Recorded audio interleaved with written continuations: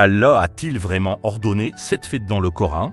Chaque année, des millions de musulmans égorgent des moutons pour la Tabaski.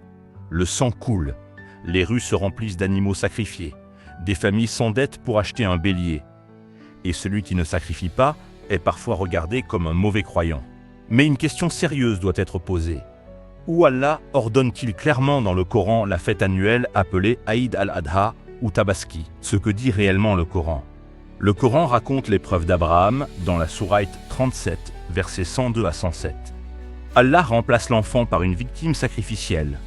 Mais le texte ne parle pas d'une fête mondiale annuelle, ne dit pas de tuer un mouton chaque année, et ne fixe aucune célébration appelée Tabaski.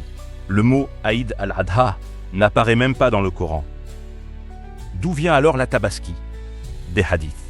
Ce sont les hadiths qui organisent la fête, fixent les règles et imposent les détails du sacrifice. Donc, une des plus grandes fêtes de l'islam repose principalement sur la tradition extra-coranique. Le problème de l'autorité.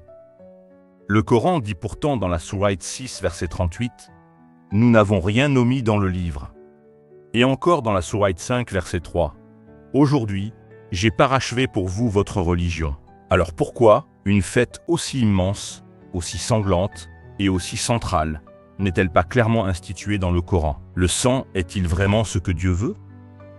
Le Coran lui-même dit dans la sourate 22, verset 37, « Ni leur chair ni leur sang n'atteignent Allah, mais ce qui l'atteint de votre part, c'est la piété. » Alors pourquoi autant de pression autour du sacrifice, autant de dépenses et autant de mise en scène religieuse? Jésus-Christ, le sacrifice accompli une fois pour toutes.